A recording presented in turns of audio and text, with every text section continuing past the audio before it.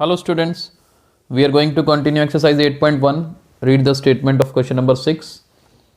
Diagonal AC of a parallelogram ABCD bisects angle A. चलिए इसकी diagram बनाते हैं, ध्यान से देखिएगा, बहुत ही इंटरेस्टिंग क्वेश्चन है, इजी भी है। ये देखिए ABCD, let's suppose this is a parallelogram, diagonal AC, ये डायगोनल AC बनाया, it bisects angle A। Bisects angle A का मतलब एंगल A को टू इक्वल पार्ट्स में बांटता है, that means angle 1 is equal to angle 2। This is given. What we need to prove, it bisects angle C also, that means angle 3 को 4 के equal आपने prove करना है। और दूसरी चीज ABCD इज ए रोम्बस, इसको रोम्बस प्रूव करना है। थोड़ी बातें दिमाग में चलनी चाहिए। क्या चलनी चाहिए कि चलो ये तो क्लियर कर लिया कि एंगल C को बाइसेक्ट करना मतलब हमें क्या प्रूव करना है। चलो टू प्रूव लिख लेते हैं एक बार।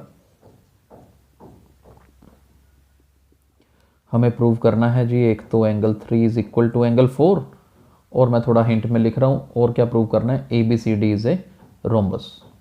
और रोम्बस प्रूव करने का मतलब मैंने इन चारों साइड्स को इक्वल प्रूव कर देना है। AB is equal to BC is equal to CD is equal to AD, that is ABCD is a rhombus. इसका मतलब चारों साइड्स इक्वल हो गई तो हम उसको क्या बोल सकते हैं, रोम्बस बोल सकते हैं। तो दो चीज़ें प्रूव करनी है। अब सबसे पहली चीज़ क्या ध्यान रखनी है कि चलो ये 1 हमें 2 के इक्वल दे रखा है तो पैरेललोग्राम ना, तो मैं यहां पर देखो ये एंगल 1 इक्वल टू एंगल 4 होगा। Angle 1 is equal to angle 4 क्यों इक्वल होगा, alternate interior angles. Alternate interior angles equal होंगे क्योंकि AB DC के पैरेलल है, AC ट्रांसवर्सल है। और सिर्फ 1 इक्वल टू 4 ही नहीं, एंगल 2 इक्वल टू 3 भी होगा, same with the reason alternate interior angles। अब 1 4 के इक्वल है, 2 3 के इक्वल है, हम क्या लिखें, but angle 1 is equal to angle 2, this is given. Angle 1 तो 2 के इक्वल है, इसका मतलब चारों ही आपस में इक्वल हो गए। This implies angle 1 is equal to angle 2 equal to 3 equal to 4, इसका मतलब चारों ही इक्वल है, राइट। तो दैट मीन्स मैं एंगल 3 इक्वल टू 4 लिख सकता हूं। और इसका फर्दर मतलब क्या हुआ कि AC बाइसेक्ट्स एंगल D। चलिए जी, फर्स्ट पार्ट प्रूव हो गया, यही प्रूव करना था। अब चारों साइड्स को इक्वल करना है। अब इसको मान के रखो 1। मैं अगर शुरुआत करूं फ्रॉम फर्स्ट, यहां से मैं क्या कह सकता हूं, मैं कह सकता हूं जी एंगल 1 तो 3 के इक्वल है, ये देखो 1 3 के इक्वल है। अब इस ट्रायंगल में अगर ये दो एंगल्स इक्वल हैं तो sides opposite to equal angles are equal, that means AB को मैं किसके इक्वल लिख सकता हूं, BC के। ABG BC के इक्वल है। एंड दूसरा 2 एंगल 4 के इक्वल है, और 2 4 के इक्वल होने का मतलब AD इक्वल टू DC हो गया। इसको समझिए ध्यान से, AB BC के इक्वल, AD DC के equal, and further AB equal to DC। अब ये क्यों इक्वल है, मैं थोड़ा सा हिंट लिख देता हूं, opposite sides of a parallelogram are equal. अब देखो इसका मतलब क्या हुआ, AB DC के इक्वल, AB BC के इक्वल, DC AD के equal. This implies AB is equal to BC is equal to CD is equal to AD। चारों इक्वल हो गई, देयरफॉर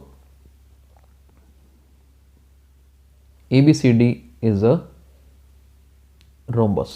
यही हमें प्रूव करना था। आई होप अच्छे से समझ आया होगा। Let's move to next question, question number 7। Question number 7 देखिए, ABCD is a rhombus, show that diagonal AC bisects angle A as well as angle C, and diagonal BD bisects angle B as well as angle D। पहले मैंने AC diagonal लिया, सिर्फ ABCD rhombus given है, और हमें prove करना है कि ए सी एंगल ए और सी को बाइसेक्ट करते हैं। मतलब एंगल 1 को 2 के इक्वल प्रूव करना है, 3 को 4 के। एक काम करते हैं, जो प्रूव करना है उसे लिख लेते हैं। सबसे पहले प्रूव करना है डायगोनल, नंबर 1 पे है diagonal A C bisects angle A as well as C. इसका मतलब हमें एंगल 1 को 2 के इक्वल प्रूव करना है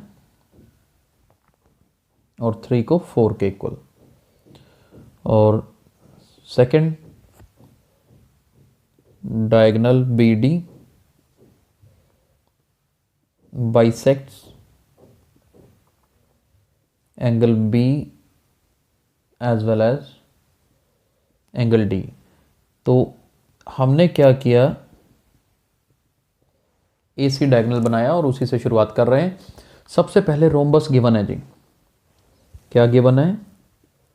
रोम्बस गिवन है since A B C D is a rhombus. अब जब रोम्बस गिवन है ना, तो ए बी और बी सी दोनों क्या होंगे? इक्वल होंगे।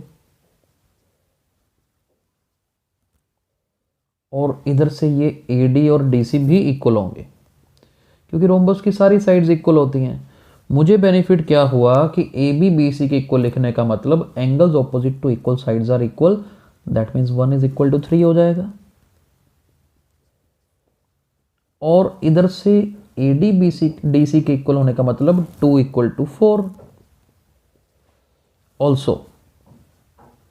अब देखो 1 3 के इक्वल है, 2 4 के इक्वल है, लेकिन 1 किसके इक्वल है? 4 के। Reason alternate interior angles, right. 1 4 के इक्वल है, A B parallel to D C जो होया। तो इसका मतलब मेरे पास चारों एंगल इक्वल, चारों एंगल इक्वल आ गए। अब चारों एंगल इक्वल हैं तो देखिए अलग अलग लिख सकते हो। Therefore angle 1 is equal to angle 2, angle 3 is equal to angle 4। Therefore diagonal AC